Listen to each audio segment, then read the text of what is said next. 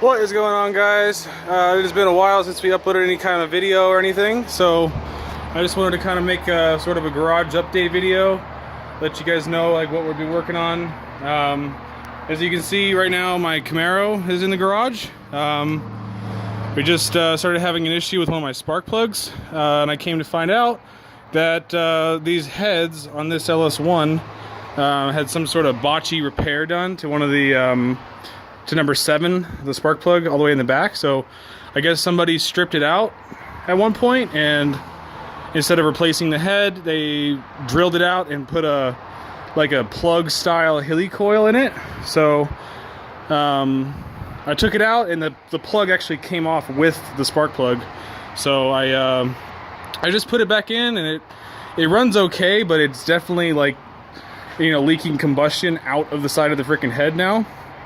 So I picked up a set of 4.8. These are 862 heads off like a 2002 or 2003 truck of some kind. No idea on the mileage on these. These are the later year ones. They don't have the notch on the bottom of on the head gasket surface. The like 99 to 01 ones, 862s, have a notch on the head gasket. So it's there to like help pry the head off, I guess. But these don't have that. So I don't have to get a special gasket or anything to run it on the LS1. But these heads should bump the compression up an entire point. Because these have the it's like a 61.9 whatever combustion chamber. So by limiting that combustion chamber size, it's going to up the compression up to 11:1.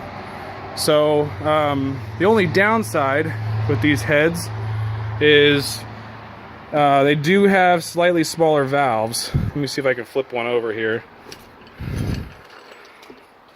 They do have slightly smaller intake valves, so these are like 1.89 inches across instead of like the LS1's 2.0, like LS6 and LS1 heads, 242 or 243s and all kinds of stuff like that.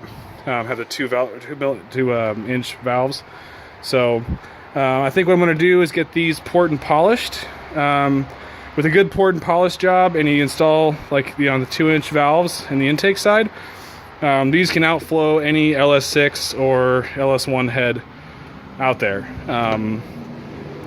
The only downside is it just costs a little bit of money, but I got these for $100 for the set. So you kind of have to weigh your options and what you want to do. So I ordered a bunch of parts. I don't have most of everything yet, but I ordered a cam. So I'm going with the Sloppy Stage 2 cam, which is like a 228, 230 cam at like 585 lift with like a 112 lobe separation angle.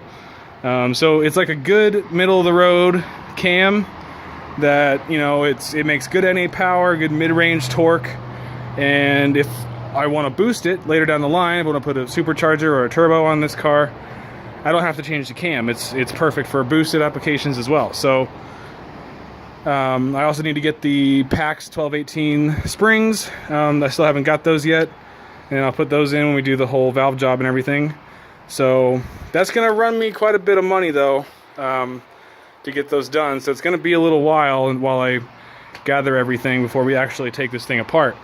But the other things we've been working on, you guys probably saw on our Instagram, this is the new engine for the Outback out there. So that's an 04 Outback that we picked up for a couple $100. That had rod knock. And so instead of like trying to find a junkyard motor, we actually got a factory reman. It's the EJ251, I think, short block. So it's literally remanufactured, like brand new from Subaru. From this one was nice enough. It came with a water pump, an oil pump, and the oil pan, and everything. Even came with an oil filter on it. So all we had to do was redo the heads and put everything together with new gaskets. So we have a video on that, but so I'm not going to go too in depth about what we did because that's for its own video. But that's pretty much ready to go in. So that's pretty much that. Forrest's car has just been sitting for now. There's nothing wrong with it. It's just sitting. My wagon, I've been daily driving it every day. Let me go grab the keys and I'll show you a little bit about it. So real quick, this is the Outback. We decided to save this one because it has a lot of really cool factory options like heated seats and mirrors and all that stuff. And it was only a couple $100, so we can definitely turn this thing up, you know, for a profit. So that's kind of the deal with that. Let's go take a look at the wagon though. So we haven't really talked about the wagon at all since the swap was done. So I've just been daily driving it at this point, breaking in the engine. Everything's working fantastic. The coilovers are amazing. These Raceland Primos, I think they were. They drive awesome. They're perfect for a daily. So I'm super happy with that.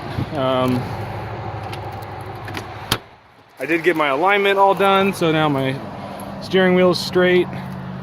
Yeah, so I got 873 miles on the engine so far.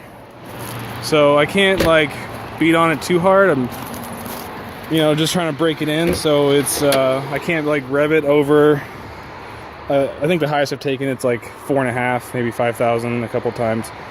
But you know, there are a couple hundred miles, 600 miles or so. Once I get to about 1,500, I can actually do a pull and see what this thing is like. But right now it's running about 16 or 17 pounds of boost. I do have those headers, which you guys probably saw in the previous video. I got those Perrin equal length headers. I also picked up an external wastegate system, so that'll help me control the boost a lot better, because this piece of crap boost controller is just not working. I'm gonna have to get a different boost controller as well. But yeah, she's doing great. Everything's working. I'll let you guys know that, you know, it did work. But here, let me show you the external wastegate setup stuff. Okay, so these are legit Perrin equal length headers for like an STI. So these will work on my car because I have the STI oil pan and everything. And I picked up this up pipe, a CNT up pipe, and an actual like legit tile wastegate. This is a 38 mil. So I picked that up from a guy on the forum. So we're gonna have a video on, you know, how to do all this, set all this stuff up. I did have to get a plug, a vibrant plug for the O2 sensor, because obviously my O2 sensor isn't down there. So that's pretty much it. So keep an eye on the channel for those videos coming up. We also have videos on the Miata coming up. Got a few things we got to fix on that. So yeah, just want to do a quick update video, you know, show you guys what's going on. So we've kind of been MIA for a while, but yep. So I'll see you guys soon.